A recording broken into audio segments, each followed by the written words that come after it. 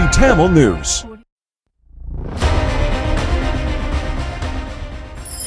டிபிசியின் தலைப்புச் செய்திகள். ஜனாதிபதியுடனான சந்திப்பில் தமிழ் தேசிய பொது கட்டமைப்பு கலந்து கொள்ளாது என அறிவிப்பு.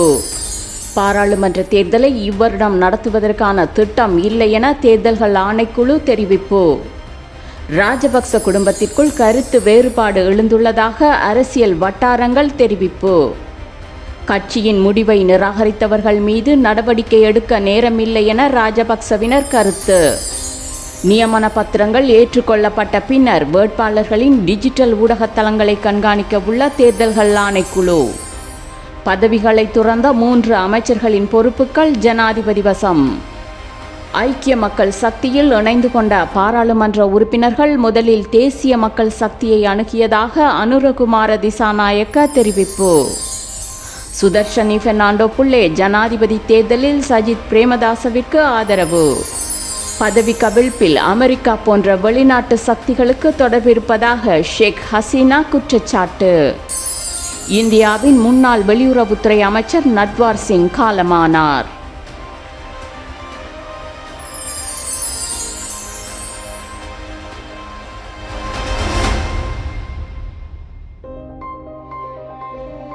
வணக்கம். நீங்கள் இணைந்திருப்பது டிபிசியின் தமிழ் மாலை செய்திகளுடன். இனி விரிவான செய்திகள். ஜனாதிபதி தேர்தலில் தமிழ் பொது வேட்பாளராக முன்னாள் மட்டக்களப்பு மாவட்ட பாராளுமன்ற உறுப்பினர் ப. அரிநேத்திரனை நியமித்திருக்கும் தமிழ் தேசிய பொது கட்டமைப்பின் முக்கியஸ்தர்களையும் பொது வேட்பாளரை ஆதரிக்கும் தமிழ் கட்சிகளின் தலைவர்களையும் ஜனாதிபதி ரணில் விக்ரமசிங்கவுடன் பேச்சுவார்த்தை நடத்துவதற்கு ஜனாதிபதி செயலகம் அழைப்பு விடுத்திருக்கின்ற போதிலும் அதில் கலந்து கொள்ளப் போவதில்லை என்று பொது கட்டமைப்பின் பேச்சாளர் நிலாந்தன் அறிவித்திருக்கிறார். நாளை திங்கட்கிழமை மாலை 5 மணிக்கு பேச்சுவார்த்தைக்கு வருமாறு தொலைபேசி மூலம் ஜனாதிபதி செயலகத்தினால் அழைப்பு விடுக்கப்பட்டது. தமிழ் தேசிய பொது கட்டமைப்பு என்ற அடிப்படையில் 14 உறுப்பினர்களும் நாளைய சந்திப்பில் கலந்து கொள்ள மாட்டார்கள் எனவும் தேர்தல் வேலைகளில் மூழ்கியிருப்பதால் குறுகிய கால அழைப்பின் அடிப்படையில் கலந்து கொள்வது சிரமமாக இருக்கும் என்றும் எதிர்காலத்தில் இதுபோன்ற அழைப்புகளை ஏற்று சந்திப்புகளில் கலந்து கொள்வது தொடர்பான முடிவை பொது கட்டமைப்பு எடுக்கும் என்றும் நிலாந்தன் ஊடகங்களுக்கு அறிவித்திருக்கிறார். பொது வேட்பாளரை ஆதரிக்கும் தமிழ் கட்சிகளின் தலைவர்கள் விரும்பினால் நாளைய தினம் சந்திப்பில் பங்கேற்கலாம் என்றும் அதில் தங்களுக்கு பிரச்சினை இல்லை என்றும் அவர் கூறியுள்ளார். ஆனால் பொது வேட்பாளர் நியமிக்கப்பட்ட கையோடு ஜனாதிபதி செயலகத்தினால் விடுக்கப்பட்ட அழைப்பை ஏற்று சந்திப்பில் கலந்து கொண்டு பொது கட்டமைப்பின் தலைவர்கள் தங்களது நோக்கங்களை ஜனாதிபதியிடம் நேரடியாகவே கூறுவதற்கு கிடைத்திருக்கும் முதல் சந்தர்ப்பத்தை தவறவிடுவது விவேகமான செயல் அல்ல என்று பல அரசியல் அவதானிகள் கூறுகிறார்கள். தேர்தல் வேலைகளில் பொது கட்டமைப்பு மூழ்கியிருப்பதாக கூறியிருப்பது மிகவும் சிறுபிள்ளைத்தனமான செயல் என்றும் அவர்கள் குறிப்பிட்டுள்ளனர்.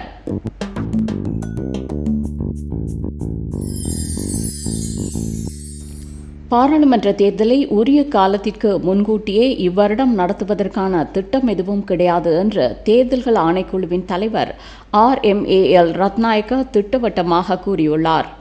அடுத்த வருடம் பாராளுமன்ற தேர்தலை நடத்துவதற்கான முன்னேற்பாட்டு பணிகள் தொடங்கப்பட்டுள்ளதாகவும் அந்த தேர்தலுக்கு 1100 கோடி ரூபாய் தேவைப்படும் என்று மதிப்பிடப்பட்டிருப்பதாகவும் அவர் குறிப்பிட்டுள்ளார்.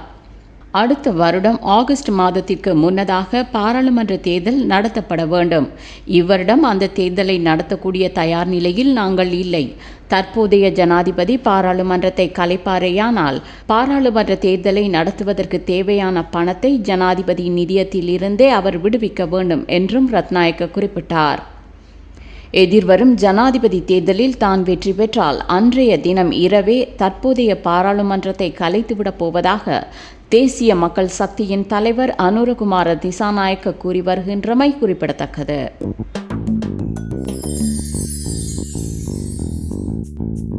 பொதுஜன பெரமுன ஜனாதிபதி தேர்தல் தொடர்பில் எடுத்துள்ள தீர்மானம் காரணமாக ராஜபக்ச குடும்பத்திற்குள் கருத்து வேறுபாடுகள் எழுந்துள்ளதாக அரசியல் வட்டாரங்கள் தெரிவித்துள்ளன.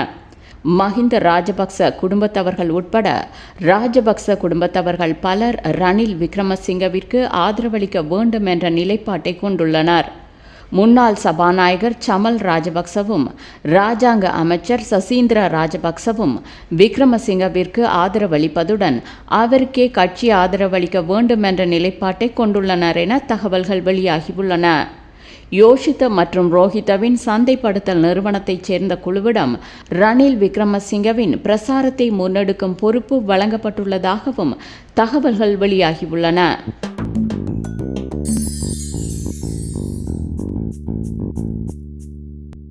கட்சியின் முடிவை நிராகரித்தவர்கள் மீது நடவடிக்கை எடுப்பதற்கான நேரம் இதுவல்ல என ராஜபக்சவினர் தெரிவித்துள்ளனர்.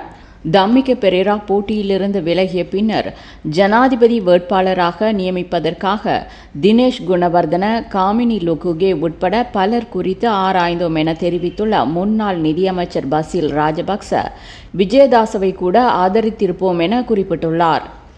தம்மிக பெரேரா போட்டியிலிருந்து விலகிய பின்னர் நாங்கள் பல பெயர்களை ஆராய்ந்தோம். பிரதமர் தினேஷ் குணவர்தன, நாடாளுமன்ற உறுப்பினர் காமினி லொகுகே, கட்சியின் பொதுச் செயலாளர் சாகர காரியவசம் ஆகியோரை வேட்பாளராக நிறுத்துவது குறித்து ஆராய்ந்தோம். கட்சியின் பிரதேச அமைப்புகள் வேண்டுகோள் விடுத்ததன் காரணமாக நாமல் ராஜபக்சவை நியமிக்க தீர்மானித்தோம். நாமல் அதற்கு இணங்கினார். எங்களிடம் தகுதியான ஏனைய வேட்பாளர்கள் இருந்தனர். விஜயதாச ராஜபக்சவை கூட நாங்கள் ஆதரித்திருப்போம்.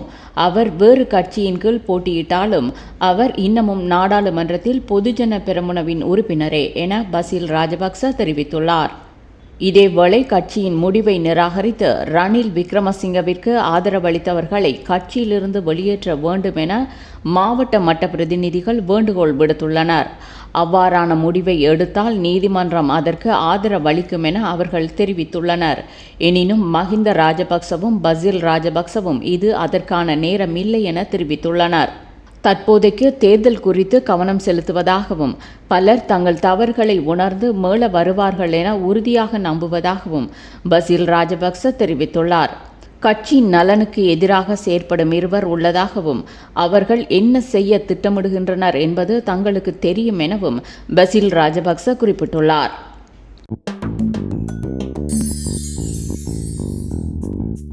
எதிர்வரும் வியாழக்கிழமை ஜனாதிபதி தேர்தலுக்கான நியமன பத்திரங்கள் ஏற்றுக்கொள்ளப்பட்ட பிறகு சகல வேட்பாளர்களினதும் டிஜிட்டல் ஊடக தளங்களை கண்காணிக்கும் பணியை தேர்தல்கள் ஆணைக்குழு தொடங்கும் என்று தேர்தல்கள் ஆணைக்குழுவின் தலைவர் ரத்நாயக்க கூறியிருக்கிறார். அந்த பணியை மேற்கொள்வதற்காக நிபுணர்கள் குழு ஒன்று ஏற்கனவே நியமிக்கப்பட்டு விட்டதாக தெரிய வருகிறது. டிஜிட்டல் ஊடக தளங்களை கண்காணிப்பதற்கு தேவையான விசேட நிபுணத்துவம் ஆணைக்குழுவிடம் இல்லை என்பதால் ஆணைக்குழுவிற்குள் இருக்கும் ஒரு குழுவும் வெளியில் உள்ள பல குழுக்களும் இணைந்தே இந்த கண்காணிப்பு பணியை கூட்டாக மேற்கொள்வதற்கான ஏற்பாடுகள் செய்யப்பட்டுள்ளன.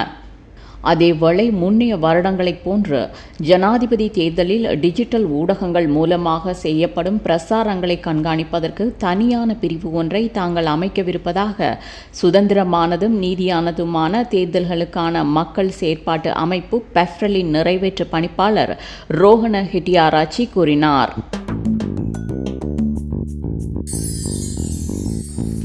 அண்மையில் பதவிகளை துறந்த 3 அமைச்சர்களிடமிருந்த பொறுப்புகள் தற்போது ஜனாதிபதியின் பொறுப்பில் இருக்கின்றன. அவற்றில் 2 அமைச்சுகளின் பொறுப்புகளை பிரதமர் தினேஷ் குணவர்தனவிடமும் வெளியுறவு அமைச்சர் அலி சப்ரியிடமும் பகிர்ந்தளிப்பதற்கு நடவடிக்கை எடுக்கப்படுவதாக உயர்மட்ட அரசாங்க அதிகாரி ஒருவர் ஊடகங்களுக்கு கூறினார்.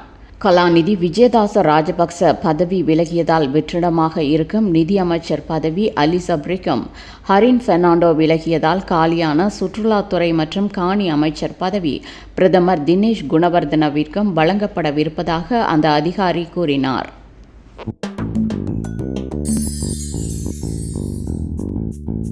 ஸ்ரீலங்கா பொதுஜன பெரமுனவில் இருந்து விலகி அண்மையில் பிரதான எதிர்க்கட்சியான ஐக்கிய மக்கள் சக்தியில் இணைந்து கொண்ட பாராளுமன்ற உறுப்பினர்கள் முதலில் தேசிய மக்கள் சக்தியை அணுகியதாகவும் அவர்களை இணைத்துக் கொள்ள தாங்கள் மறுத்துவிட்டதாகவும் அதன் தலைவர் அனுரகுமார திசாநாயக்க கூறியுள்ளார்.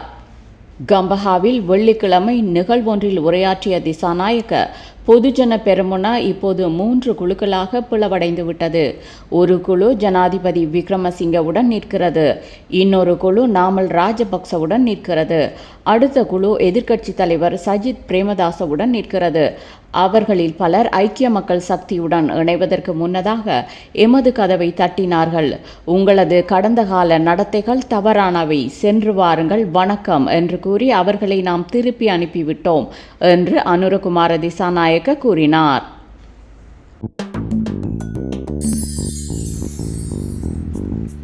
கம்பஹா மாவட்ட ஸ்ரீலங்கா பொதுஜன பெரமுன பாராளுமன்ற உறுப்பினரும் முன்னாள் அமைச்சருமான வைத்திய கலாநிதி சுதர்ஷனி பெர்னாண்டோ புள்ளே ஜனாதிபதி தேர்தலில் எதிர்க்கட்சித் தலைவர் சஜித் பிரேமதாசவை ஆதரிக்கப் போவதாக அறிவித்திருக்கிறார். பிரேமதாசவை நேரடியாக சந்தித்து தனது முடிவை அவர் கூறியுள்ளார்.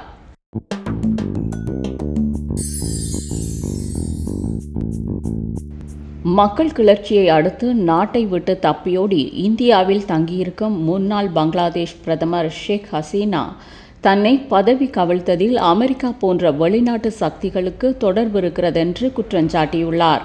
இந்தியாவிற்கு சென்ற பிறகு தனது நாட்டு நெருக்கடி குறித்து மௌனம் காத்து வந்த ஹசீனா தனது அவாமி லீக் கட்சியின் ஆதரவாளர்களுக்கு சனி அன்று அனுப்பி வைத்திருக்கும் செய்தியில் வங்காள விரிகுடாவை அமெரிக்காவிற்கு கொடுத்திருந்தால் தொடர்ந்தும் தன்னால் பதவியில் இருந்திருக்க முடியும் என்று கூறியிருக்கிறார். பங்களாதேஷ் அரசியல் நெருக்கடியின் பின்னணியில் வெளிநாட்டு சக்திகள் இருந்திருக்கக்கூடிய சாத்தியம் குறித்து ஆராய்வதாக இந்திய அரசாங்கம் கூறியிருக்கும் நிலையில் ஹசீனா இவ்வாறு கூறியிருப்பது கவனிக்கத்தக்கது. தனக்கு ஏற்பட்ட தோல்வியை ஏற்றுக்கொண்ட ஹசீனா நாடு திரும்பப் போவதாக சூளுரைத்துள்ளார். ஆனால் எப்போது என்று அவர் கூறவில்லை.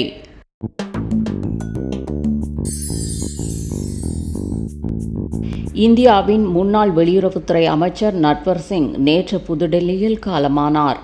அண்மை காலமாக அவர் சுகவீனமுற்றிருந்தார். இலங்கை இனப்பிரச்சினைக்கு அரசியல் தீர்வை காண்பதற்காக இந்தியாவிற்கும் இலங்கைக்கும் இடையில் 1987 ஜூலையில் சமாதான உடன்படிக்கை கைச்சாத்திடப்படுவதற்கு முன்னர் இலங்கை அரசாங்கத்துடன் ராஜீவ்காந்தி அரசாங்கத்தின் சார்பில் நடத்தப்பட்ட பேச்சுவார்த்தைகளில் முன்னாள் நிதியமைச்சர் ப. சிதம்பரத்துடன் சேர்ந்து நட்வர் சிங் முக்கியமான பங்கை வகித்தார் என்பது குறிப்பிடத்தக்கது. இத்துடன் டிபிசியின் மாலை நேர செய்திகள் நிறைவடைந்தன. மீண்டும் நாளை டிபிசியின் செய்திகளுடன் சந்திப்போம். வணக்கம்.